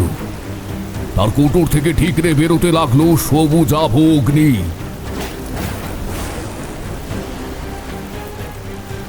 সরলা দেবী এক অলৌকিক ক্ষিপ্রতায় আমার বুকের ওপর ঝাঁপিয়ে পড়লেন। ওর হাতের নখগুলো তখন বাঘের নখের মতো ধারালো, কিন্তু আমি শেষ মুহূর্তে নিজেকে সামলে নিয়ে হাতে ধরা সেই পারস্য জাদুকরের পাণ্ডুলিপিটা ওর মুখের সামনে মেলে ধরলাম। পাণ্ডুলিপির ওপর সেই নীল শিলমুহূর্তটা স্পর্শ করতে দেবীর সারা শরীর যেন বিদ্যুৎ স্পৃষ্ট হলো। না, এই অভিশপ্ত লিপি সরা, এটা আমায় পোড়াচ্ছে তান্ত্রিক। শেঠজি, আর এক মুহূর্ত দেরি নয়, ও দুর্বল হয়েছে, এখনই ধরুন ওকে। আমাদের উপরে থাকলে চলবে না। বাড়ির উত্তর পূর্ব কোণে সেই মঠের প্রবেশ মুখের ঠিক ওপরে পঞ্চমুণ্ডির আসন পাততে হবে। সরলা দেবীকে ওই বেষ্টনীর মাঝখানে নিয়ে যেতেই হবে। গিরিধারী লাল কাঁপতে কাঁপতে এগিয়ে এলেন। আমরা দুজনে মিলে সরলা দেবীকে চেপে ধরলাম, কিন্তু ওর শরীরে তখন যেন 10 জন মরদের শক্তি। তিনি দাঁত দিয়ে গিরিধারী লালের হাতে কামড় বসাতে চাইলেন। ঠিক সেই সময় সদরের বড় দরজাটা করাত শব্দে ভেঙে পড়ল। বাইরে থেকে সম্মোহিত মানুষের ভিড় সমুদ্রের ঢেউয়ের মতো ভেতরে ঢুকতে শুরু করেছে। তাদের সবার চোখে সেই প্রাণহীন সাদা দৃষ্টি। তাদের প্রত্যেকের হাত থেকে নখের আঁচড়ে রক্ত পড়ছে। তারা সবাই এক সুরে ফিস ফিস করছে।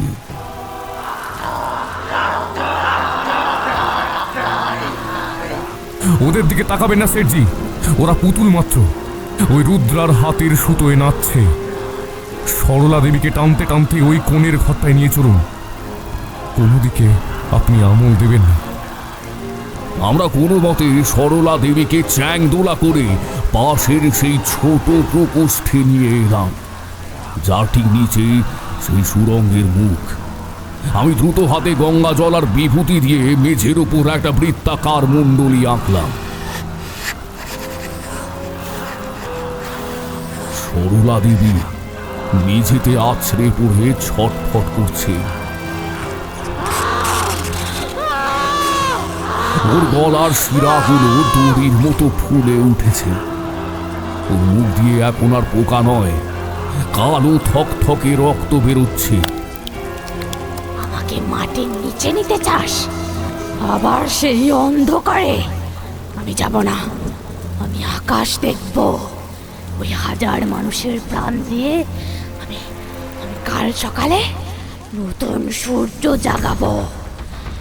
তোর সূর্য অবশ্যই উঠবে পিশাচি, কিন্তু তোর অসম্পূর্ণ মুখাগ্নি সম্পূর্ণ করার জন্য তোকে আমি মুক্ত করবই। শেঠজি, তামার কলসিগুলো মণ্ডলীর চারপাশে বসান, আর এই পাণ্ডুলিপির প্রতিটা পাতা ছিঁড়ে আগুনের শিখায় উৎসর্গ করুন। আমি পকেট থেকে একটা দেশলাই জ্বালিয়ে সেই প্রাচীন পাণ্ডুলিপির একটা পাতা পোড়াতে শুরু করলাম। পাতাটা পুড়ে ছাই হওয়ার বদলে এক অদ্ভুত সুগন্ধি ধোঁয়া তৈরি করল। সেই ধোঁয়া সরলা দেবী নাকে যেতেই তিনি ধীরে ধীরে নিস্তেজ হয়ে পড়তে লাগলেন। ওর সেই মাকড়সার মতো ভঙ্গিটা শিথিল হয়ে এলো। গিরিধারী, গিরিধারী, আমায় বাঁচাও, আমার ভেতরটা জ্বলে যাচ্ছে, আমায় বাঁচাও।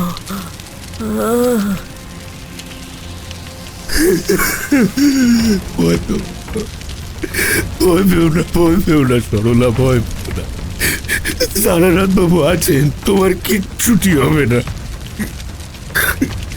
বিশ্বাস রাখো সরলা, বিশ্বাস রাখো। শেঠজি, সরলা দেবীর শরীরে এখন দুটো সত্তার লড়াই চলছে। আসল সরলা দেবী আর বজ্র ভৈরবীর আত্মা। বজ্র ভৈরবী এখনও শরীরটাকে ভেতর থেকে পুড়িয়ে মারতে চাইছে, কারণ ও বুঝতে পেরেছে আমি ওকে বন্দি করছি। আমাদের দ্রুত পঞ্চমুণ্ডির আসন সম্পূর্ণ করতে হবে। আমি মেঝের ওপর সেই তামার পাত্রগুলোর ওপর নিজের হাতের কনিষ্ঠ আঙুল চিরে এক বিন্দু রক্ত দিলাম।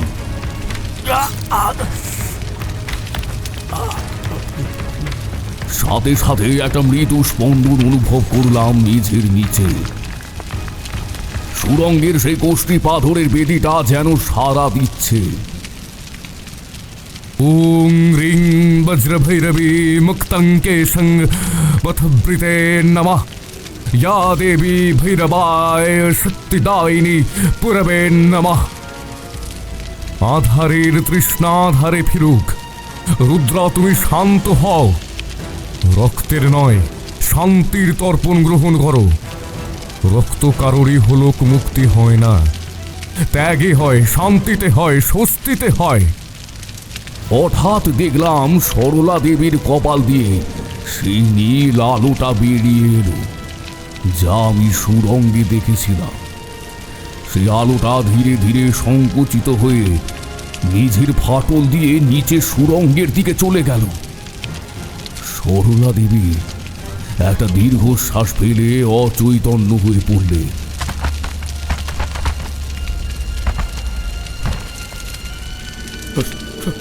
সরলা সরলা বেঁচে আছে তো তারানাথ বাবু?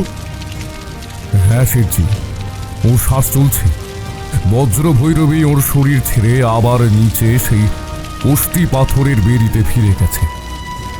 কিন্তু বিপদ কাটেনি, ও সাময়িকভাবে পিছু হটেছে মাত্র। বাইরের ওই হাজার হাজার মানুষকে এখন সামলাতে হবে।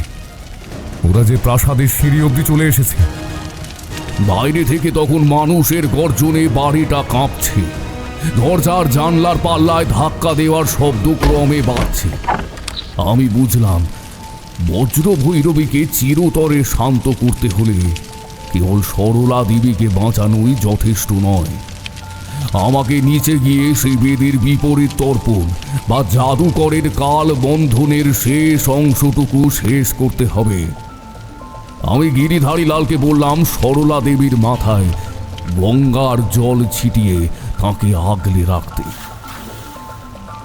নিজের কোমরে তসরের চাদরটা শক্ত করে বেঁধে হাতে লণ্ঠন নিয়ে আবার সেই নরকের প্রবেশ পথে পা বাড়ালাম।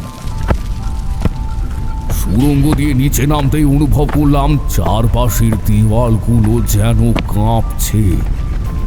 নিচে নামতেই সেই খোলা ব্রোঞ্জের দরজার সামনে এক অবিশ্বাস্য দৃশ্য দেখলাম। সেখানে কোনো ছায়া নয়, বরং সশরীরে দাঁড়িয়ে আছেন সেই দীর্ঘকায় পারস্য জাদুকর। মাথায় সেই বিচিত্র পাগড়ি, সারা শরীর দিয়ে শুভ্র সাদা জ্যোতি ফেটে পড়ছে। তার সারা শরীর থেকে একটা নীলাভ আভা বেরোচ্ছে। আমি বিস্ময়ে পাথর হয়ে গেলাম। অবশেষে এলে তান্ত্রিক, ভয় পেও না। আমি কোনো প্রেত নই, আমি এই কাল বন্ধনের রক্ষক। আমাকে আমার মহাধীশ্বর আহুরা মজাদা এই গুরু দায়িত্ব দিয়েছিলেন। 700 বছর আগে আমার শরীর মাটি নিলেও আমার রূহ বা আত্মা এই অভিশপ্ত শক্তির পাহারায় আটকে আছে। আপনি তবে সেই জাদুকর যার উল্লেখ পাণ্ডুলিপিতে ছিল? আমাকে দয়া করে এই প্রহেলিকার উত্তর দিন। কেন এই শান্ত বালিকা রুদ্রা আজ রক্ত পিপাসু বজ্র ভৈরবী? চন্দ্রপালিত বা রুদ্রকালী বা কারা? জাদুকর একটা দীর্ঘশ্বাস ফেললেন। তার চোখের দৃষ্টি বহু দূরে প্রসারিত হল। শোনো তান্ত্রিক, মহাচার্য রুদ্রকাল ছিলেন নালন্দার এক অত্যন্ত উচ্চ মার্গের তান্ত্রিক। কিন্তু তুর্কি আক্রমণের বিভীষিকা তার বিচার বুদ্ধি কেড়ে নিয়েছিল। তিনি চেয়েছিলেন এমন এক মারণাস্ত্র তৈরি করতে যা মর্তের কোনো সেনার পক্ষে হারানো সম্ভব নয়। তিনি জানতেন বজ্র ভৈরবী হল আদিমতর মহাশক্তি, মহামায়ার এক হিন্দু ও বৌদ্ধ দুই শক্তির মেলবন্ধন। কিন্তু সেই শক্তিকে মর্তে আবাহন করতে গেলে প্রয়োজন এক পবিত্র আধার, এক কুমারী বালিকা। কিন্তু রুদ্রা তো চন্দ্রপালিতের কন্যা ছিল, তাই না? হ্যাঁ, চন্দ্রপালিত ছিল রুদ্রকালের গুরু এবং এক ক্ষমতালোভী উন্মাদ। সে ভাবল, যদি দেবী বজ্রভৈরবী তার কন্যার শরীরে নামে, তবে সে হবে সেই অলৌকিক ক্ষমতার মালিক। কিন্তু নিয়তির খেলা ছিল অন্য। যজ্ঞ শুরুর আগেই নালন্দার হামলায় রুদ্রা মারা যায়। চন্দ্রপালি জানত, মৃত শরীরে দেবতার অধিষ্ঠান হয় না। মৃত আধার অপবিত্র, কিন্তু সে জেদ ছাড়ল না।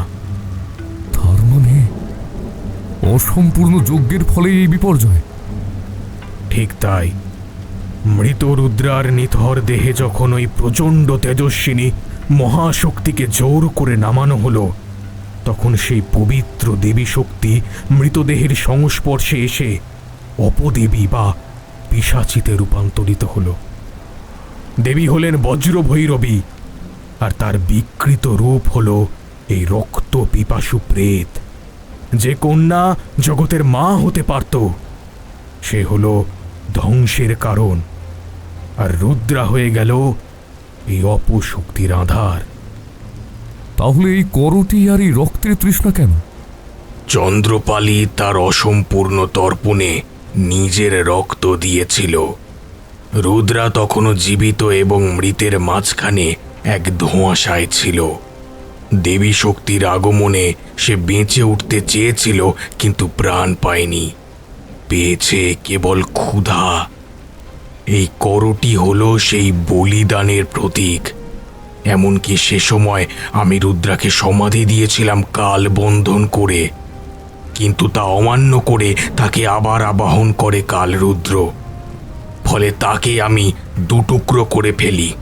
তবুও সেই আবাহন আমার শক্তি বন্ধনকে দুর্বল করে ও রুদ্রাকে আরও হিংস্র। বজ্রভৈরবী আজ রুদ্রের অপূর্ণ আকাঙ্ক্ষাকেই বড়বাজারের রাস্তায় রাস্তায় ছড়িয়ে দিচ্ছে। হঠাৎ সুড়ঙ্গের শেষ মাথা থেকে সেই কোষ্ঠী পাথরের বেদিটা গর্জে উঠল। সেই সবুজ আব চোখের রুদ্রা বা বজ্রভৈরবী বেদির উপর উঠে দাঁড়িয়েছে। তার শরীর থেকে কালো ধোঁয়া বেরিয়ে সুড়ঙ্গ গ্রাস করছে। জাদুকর, তোর ওই পারস্যের জাদু আজ আর কাজ করবে না। আজ তোর বোনের শেষ রক্ত আমি এই তান্ত্রিকের বুক চিরেই নেব। তারানাথ, আমার শক্তি শেষ হয়ে আসছে এবং সেই সাথে সময়ও। 700 বছর আমি একে কাল বন্ধনে রেখেছি। এবার একে মহা সমাধি দিতে হবে। মনে রেখো, একে ঘৃণা দিয়ে নয়, মমতা দিয়ে শান্ত করতে হবে। ও আসলে সেই ছোট্ট বালিকা রুদ্রা, যে তার বাবার উচ্চাকাঙ্ক্ষায় প্রাণ হারিয়েছে। আমি কি করব? আমার কাছে তো কোনো অস্ত্র নেই। অস্ত্র তোমার অন্তরে। রুদ্রার মৃত আত্মা চায় শান্তি, আর বজ্রভৈরবী চায় রক্ত। তুমি যদি এই করটিটাকে বেদির ভেতর ফিরিয়ে দিয়ে 700 বছর আগের সেই অসম্পূর্ণ মন্ত্রটাকে শান্তির মন্ত্রে বদলে দিতে পারো, তবেই এই অভিশাপ কাটবে। তার আগে খুঁজে বার করো আমার রূপলি কালদণ্ড। সেখানেই আমার শক্তির আধার, এবং তা তোমার দোসর হবে এই যুদ্ধে। জাদুকর তার হাত আমার দিকে বাড়িয়ে দিলেন। আমার কপালে উনি ওনার হাত স্পর্শ করতে আমার মনে হলো যেন কয়েক হাজার বছরের জ্ঞান আর শক্তি আমার শিরায় প্রবাহিত হচ্ছে। জাদুকরের অবয়ব ধীরে ধীরে ধোঁয়ায় মিলিয়ে যেতে লাগলো। শুধু শোনা গেল, তান্ত্রিক আসেম বহু, আমার মহান সৃষ্টিকর্তা আহুরা মাজদা তোমার সহায় হোক। রুদ্রাকে মুক্তি দাও, তাকে শান্ত করো, আর আমাকেও মুক্তি দাও এই এতগুলো শতাব্দীর প্রহরীর পদ থেকে। জাদুকর অদৃশ্য হলেন। আমি একলা দাঁড়িয়ে সেই ভয়ানক অপদেবীর সামনে। বজ্রভৈরবী তখন আমার দিকে ধেয়ে আসছে। তার প্রতিটি পদক্ষেপে সুড়ঙ্গের পাথুরে মেঝে ফেটে রক্ত বেরোচ্ছে। উপর থেকে গিরিধারী লালের আর সেই হাজার হাজার মানুষের আর্তনাদ কান ফাটানোর উপক্রম করছে।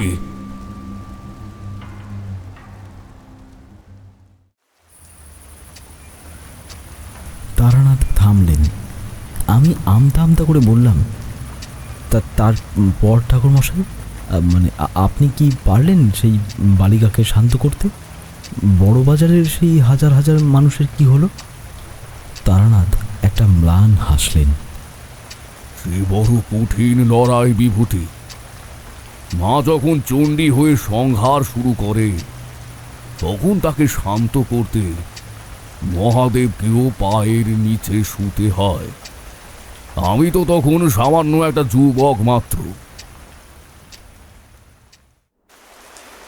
তখন রাত প্রায় 2টো। সরলা দেবীকে শান্ত করার পর আমি গিরিধারী লালকে উপরের ঘরে পাঠিয়ে দিয়েছি। সুড়ঙ্গ থেকে বেরিয়ে এসে আমি একা একা বসে আছি সেই বৈঠকখানায়। বাইরে বৃষ্টির দাপট কিছুটা কমেছে, কিন্তু পরিবেশটা এমন থমথমে যে মনে হচ্ছে বাতাস নিজেই দম বন্ধ করে মরে পড়ে আছে। হঠাৎ অনুভব করলাম ঘরের তাপমাত্রা হু হু করে কমছে। আমার নিজের নিঃশ্বাস সাদা ধোঁয়ার মতো বেরোতে লাগলো। লণ্ঠনের আলোয় দেখলাম চুনকাম করা সাদা দেওয়ালগুলো যেন ঘামছে। না, ওটা ঘাম নয়, দেওয়াল ফেটে গাঢ় লাল রঙের চটচটে রক্ত চুইয়ে নামতে শুরু করেছে। ঠিক সেই সময় বৈঠকখানার এক কোণে অন্ধকারের ভেতর থেকে একটা বিকট শব্দ এলো, ঠিক যেন কেউ নিরেট কোনো হাড় দাঁত দিয়ে চিবিয়ে গুঁড়ো করছে।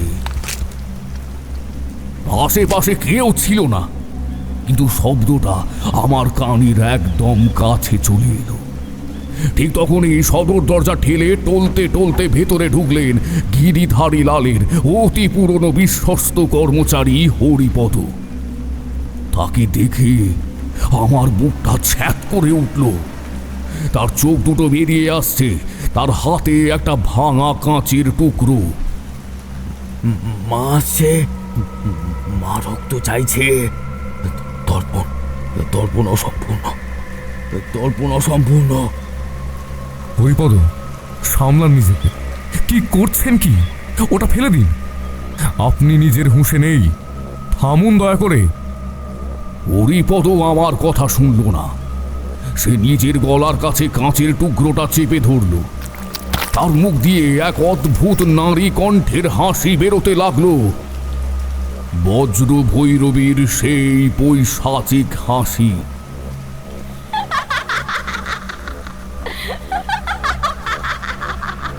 রক্ত না দিলে শরীর আমি চিবিয়ে খাবো তান্ত্রিক। দেখো তবে, দেখো, এই আমার শুরু।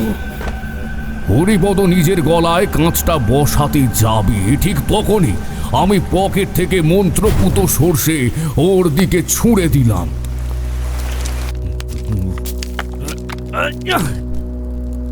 একটা আগুনের ফুলকি ঠিকরে বেরোতেই হরিপদ ছিটকে পড়ল মেঝেতে। কিন্তু ঠিক সেই মুহূর্তে আমার চোখের সামনে পুরো দৃশ্যপট বদলে গেল। বড় বাজারের সেই ভিলা, ভিক্টোরিয়া, আসবাবপত্র সব যেন ধোঁয়ার মতো মিলিয়ে গেল। শরীর, একেই বলে মায়াজাল। আমি নিজেকে আবিষ্কার করলাম এক বিশাল জ্বলন্ত ধ্বংসস্তূপের মাঝে। 1925 সালের কলকাতা নেই, আবার সময়ের পরিবর্তন হয়েছে।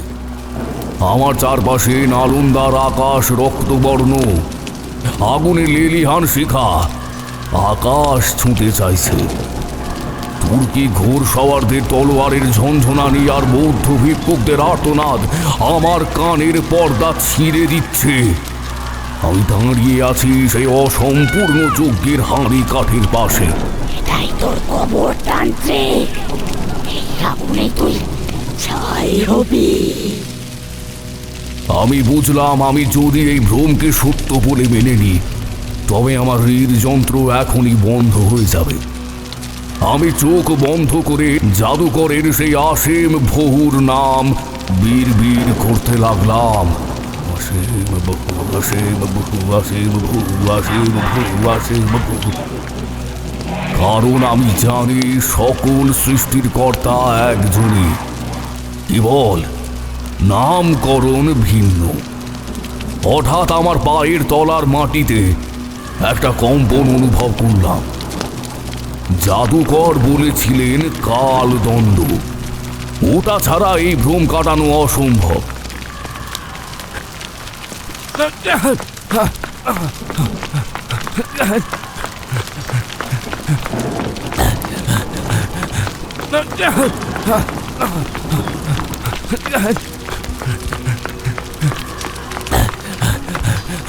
আগুনের শিখার মাঝখান দিয়েই আমি ছুটতে শুরু করলাম।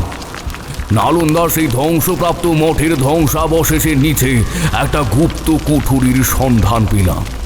ঠিক যে জায়গাটা বড় বাজারের বাড়ির উত্তর পূর্ব কোণ হওয়ার কথা, সেখানে দেওয়ালের একটা কূপের ভেতর থেকে একটা রূপোরে আভা বেরোচ্ছে।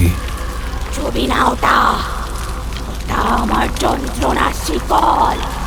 সে আমার উপর ঝাঁপিয়ে পড়তে চাইল। শত শত ছায়া হস্ত আমার পা টেনে ধরলো, কিন্তু আমি কোনো মতে হাত বাড়িয়ে সেই রূপলি দণ্ডটা ধরলাম। দণ্ডটা হাতে ছোঁয়ানোর সাথে সাথে পুরো ভ্রমটা তাসের মতো ভেঙে পড়ল। আমি আবার ফিরে এলাম গিরিধারী লালের বৈঠকখানায়।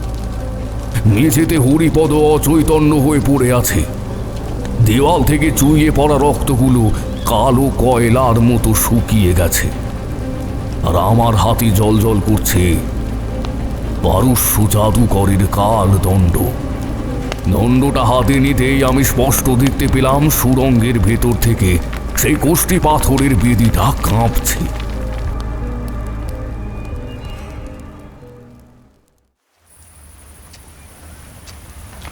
আসল লড়াই এবার শুরু হতে চলেছে, কারণ বজ্র ভৈরবী এবার তার সর্বোচ্চ শক্তি দিয়ে আত্মপ্রকাশ করছে।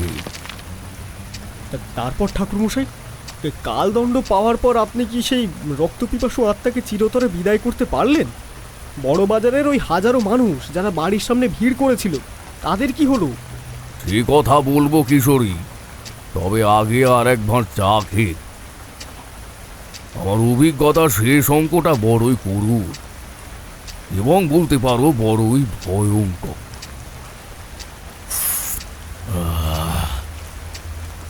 তারানাথ চায়ে একটা দীর্ঘ চুমুক দিয়ে মাটির ভাঁড়টা নামিয়ে রাখলেন। তারপর আবার শুরু করলেন। হ্যাঁ, যেখানে বলছিলাম, দণ্ডটা হাতে আসতেই বৈঠকখানার দেওয়ালে সেই জমাট রক্তগুলো অদৃশ্য হলো বটে, কিন্তু বাইরে থেকে একটা গম্ভীর গর্জন ভেসে এলো, যেন সমুদ্রের ঢেউ প্রাসাদে আছড়ে পড়ছে।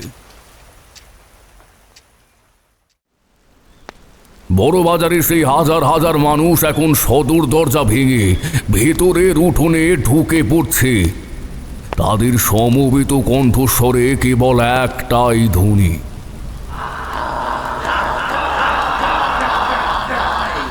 আমি বুঝলাম বজ্র ভৈরবী এবার তার পুরো মায়া ছড়িয়ে দিয়েছে।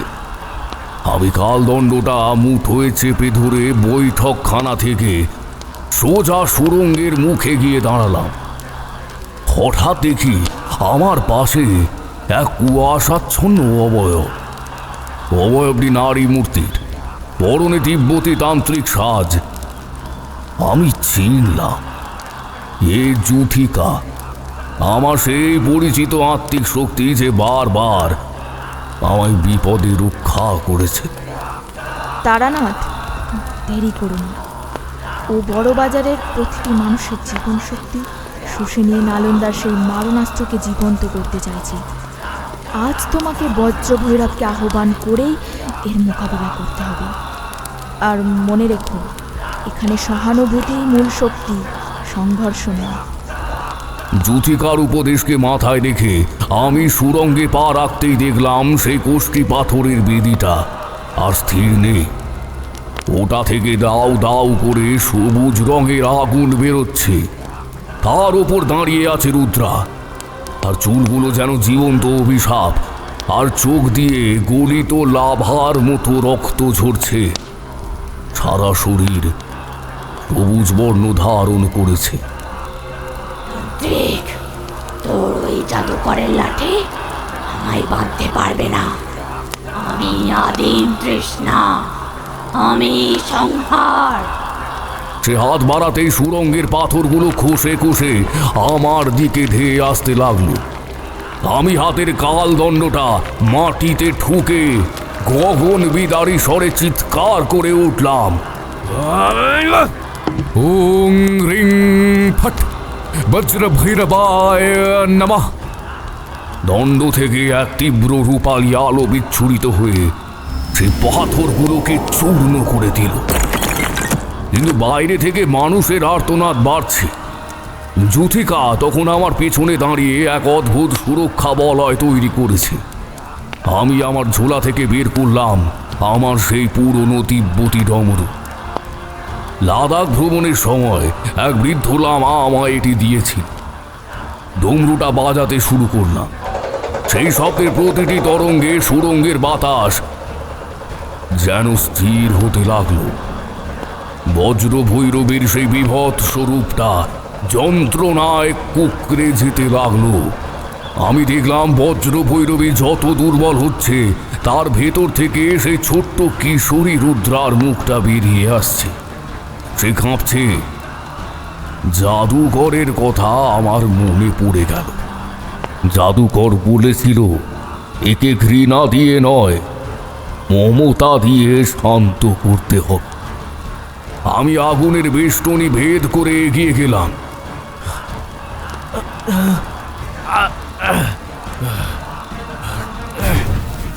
বজ্র ভৈরবী তখন নখ দিয়ে আমার বুক চিরতে এলো, কিন্তু আমি সরলাম না।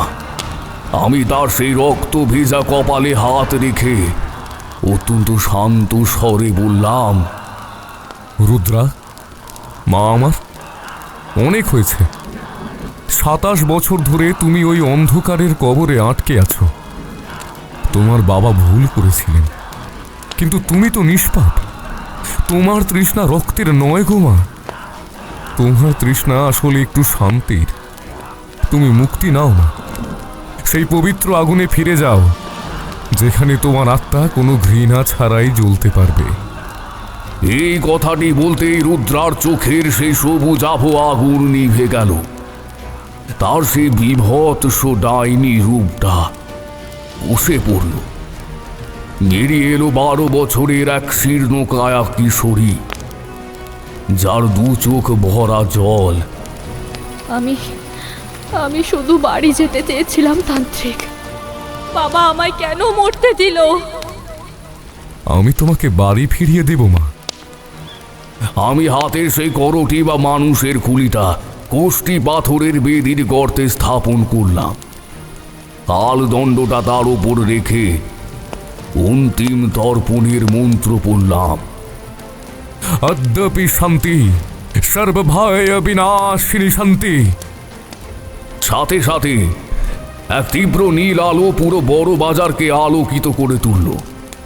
প্রাসাদের উঠোনে দাঁড়িয়ে থাকা সেই হাজার হাজার মানুষ হঠাৎ যেন এক গভীর ঘুম থেকে জেগে উঠল। তাদের চোখের সাদা দৃষ্টি ফিরে এলো স্বাভাবিকতায়। তারা সবাই হতভম্ব হয়ে এদিক ওদিক তাকাতে লাগলো, যেন এক দুঃস্বপ্ন থেকে উঠেছে।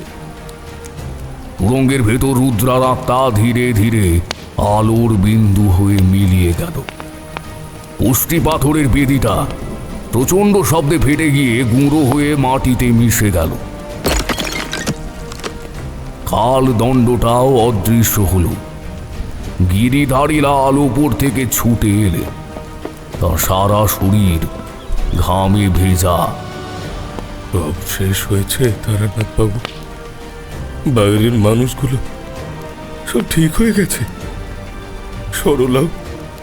শান্ত হয়ে ঘুমোচ্ছে। হ্যাঁ শেঠজি, তবে মনে রাখবেন, মাটির নিচের ইতিহাস সবসময় সোনা দানা দেয় না।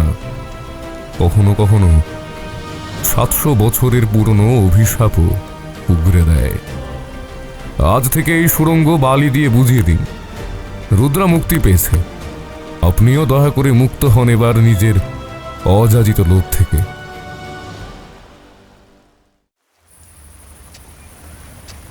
তারানাথ চায়ে একটা শেষ চুমুক দিয়ে জানলার দিকে তাকালেন। বৃষ্টি এখন ধরে এসেছে। মটলেনের গলিতে নেড়ি কুকুরগুলোর ডাক শোনা যাচ্ছে। সেই রাতেই বড় বাজার শান্ত হয়েছিল বিভূতি। তবে আজও যখন খুব বৃষ্টি পড়ে, আমার কানে সেই তিব্বতী ডুমরুর শব্দ বাজে। আর মনে হয় ইতিহাসের গভীরে এমন অনেক বজ্র ভৈরবী আজও হয়তো কোনো মাটির নিচে চাপা পড়ে আছে, কেবল এক বিন্দু রক্তের অপেক্ষা। কিশোরীর গায়ে তখনও কাঁটা দিয়ে আছে। আমি শুধু একটা দীর্ঘশ্বাস ফেললাম আর বললাম,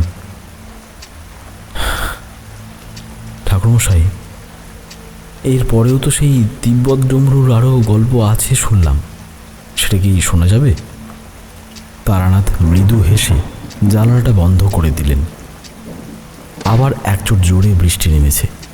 তারানাথ আবার বলতে শুরু করলেন, বিভূতি, তোমরা ভাবছো বড় বাজারে রুদ্রাকে শান্ত করাটাই সব ছিল, কিন্তু এই ডমরু না থাকলে সেদিন আমিও জ্যান্ত ফিরতাম না। 1912 সালের কথা। আমি তখন তিব্বতের সীমানার কাছে চুম্বি ভ্যালির এক নির্জন গুম্ফায় আশ্রয় নিয়েছি। এখানে আলাপ হয়েছিল মহাত্মা কারসংয়ের সাথে। তিনি একদিন আমায় গুম্ফার এক গোপন প্রকোষ্ঠে নিয়ে গিয়ে এই ডমরুটি দেখান। গুম্ফার ভিতরে এমন জিনিস? হ্যাঁ, তিনি বলেছিলেন এই ডমরুর কাষ্ঠখণ্ডটি আনা হয়েছে নালন্দার সেই মঠের ধ্বংসাবশেষ থেকে, যা 1203 সালে পুড়ে ছাই হয়ে গিয়েছে। আর এই চামড়াটি ছিল এক কুমারী বালিকার, যে অকারণে প্রাণ হারিয়েছিল। কারসং বলেছিলেন, তারানাথ, কোনো একদিন এমন শক্তির মুখোমুখি হবে তুমি, যা তলোয়ার দিয়ে কাটা যায় না, কেবল সুর দিয়ে বাঁধা যায়। মমতার সুর, সংযমের সুর অথবা স্নেহের সুর। সেই দিন এই ডমরু তার সঙ্গিনীকে খুঁজে পাবে। বড় বাজারে যখন আমি ডমরুটা বাজাচ্ছিলাম, তখন আসলে আমি নালন্দার সেই অভিশপ্ত ইতিহাসের একটি চক্র পূর্ণ করছিলাম। রুদ্রার আত্মা আর ডমরুর সুর দুই মিলে এক মহাজাগতিক লয় তৈরি করেছি। কিন্তু ওই রাতে গিরিধারী লালের বাড়ি থেকে বেরোনোর সময় একটা ভুল হয়ে গিয়েছে। আমি ভেবেছিলাম সব শেষ, কিন্তু বজ্র ভৈরবীর শক্তির একটি কণা তখনও ওই প্রাসাদের একটি দেওয়ালে আটকে ছিল। গিরিধারী লালের বাড়ি থেকে ফেরার 3 দিন পর আবার খবর এলো। এবার গিরিধারী লাল নন, এলেন তার প্রতিবেশী হীরালাল শেঠ। তার চোখ মুখ বসা, কথা বলতে পারছেন না। তিনি জানালেন গিরিধারী লালের বাড়ির সাথে লাগোয়া তাঁর যে দেওয়াল, সেই দেওয়াল দিয়ে প্রতি রাতে অদ্ভুত নূপুরের শব্দ শোনা যাচ্ছে। আর তাঁর বাড়ির ছোট ছেলে আভাস কাল রাত থেকে কেবলই বলছে, বাবা, ওই দিদিটা দেওয়াল থেকে বেরিয়ে এসে আমার রক্ত চাইছে। কি বলেন কি ঠাকুর মশাই? তবে কি রুদ্রা ফিরে এসেছিল? রুদ্রা নয় কিশোরী, ওটা ছিল বজ্র ভৈরবীর সেই সংহারী রূপের অবশেষ। তান্ত্রিক পরিভাষায় একে বলে ছায়া কবন্ধ। আমি বুঝলাম মূলে কুঠারাঘাত না করলে এই বিষ বৃক্ষ আবার গজাবে। ওই রাতেই আমি আবার বড় বাজারে গেলাম। সাথে নিলাম জুথিকার দেওয়া সেই বিশেষ রক্ষা কবচ আর তিব্বতী ডমরু।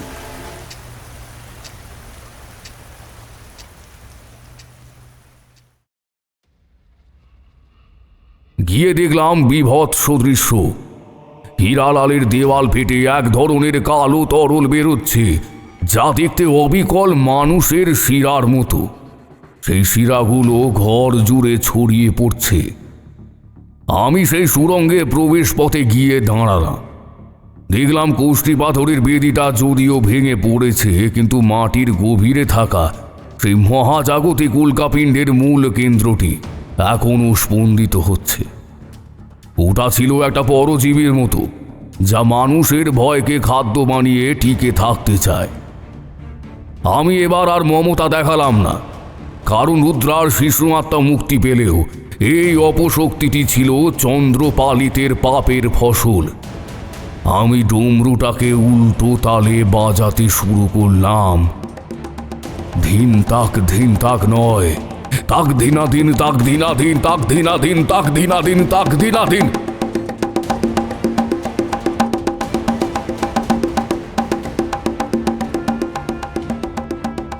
যুথিকা তখন আমার সামনে আবির্ভূত হলো।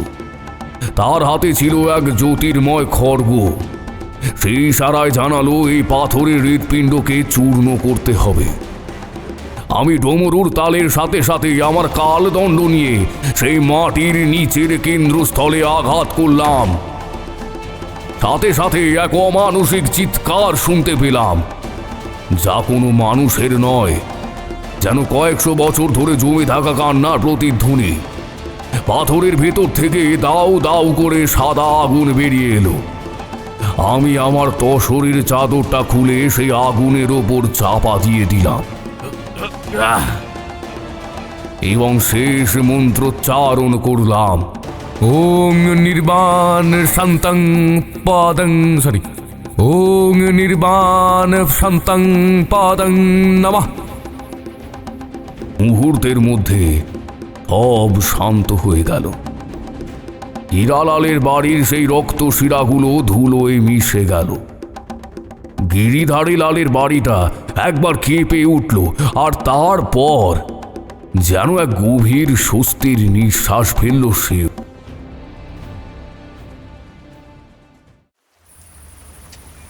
পরের দিন আমি গঙ্গার মাঝখানে গিয়ে এই ধ্বংসপ্রাপ্ত পাথরের বেদির বেশ ধূলিকণাগুলো বিসর্জন দিয়ে এলাম। সেই থেকে আজ পর্যন্ত বড় বাজারের ওই তল্লাটে আর কোনো নূপুরের শব্দ শোনা যায়। গিরিধারী লাল এখন ধর্মে কর্মে মন দিয়েছে, আর রুদ্রা সে এখন নালন্দার সেই আকাশ পেরিয়ে এমন এক জায়গায় চলে গেছে যেখানে কোনো তান্ত্রিকের লালসা তাকে হয়তো স্পষ্ট করতে পারবে। ঘরের ভেতর ধূপের ধোঁয়া আর বৃষ্টির সোঁদা গন্ধ মিশে এক অপার্থিব পরিবেশ তৈরি হয়েছে। তাহলে কি ওই অপশক্তি চিরতরে বিলীন হয়ে গেল ঠাকুরমশাই? তারানাথ জানলার বাইরের অন্ধকারের দিকে তাকিয়ে গম্ভীর গলায় বললেন, মানুষের লোভ যতদিন থাকবে বিভূতি, ততদিন বজ্র ভৈরবীর অপশক্তি জন্ম নেবে। আমি কেবল 1925 সালের সেই অধ্যায়টা চিরতরে শিলমোহর করে দিয়ে এসেছিলাম। ওটা আর ফিরবে না, ওটা আর ফিরেও নি। আর ডমরুটা আমার সাথেই থাকবে, কারণ হিমালয় থেকে আসা জিনিস হিমালয়েই ফিরবে। আবার শেষ যাত্রার দিন। তারানাথ উঠে দাঁড়িয়ে জানলাটা আরো ভালো করে বন্ধ করে দিলেন। বাইরে বৃষ্টির শব্দ এখন ম্লান হয়ে আসছে, যেন কলকাতার রাজপথ এতক্ষণে এক ভয়াবহ ইতিহাসের হাত থেকে মুক্তি পেয়ে শান্তিতে ঘুমোতে চাইছে।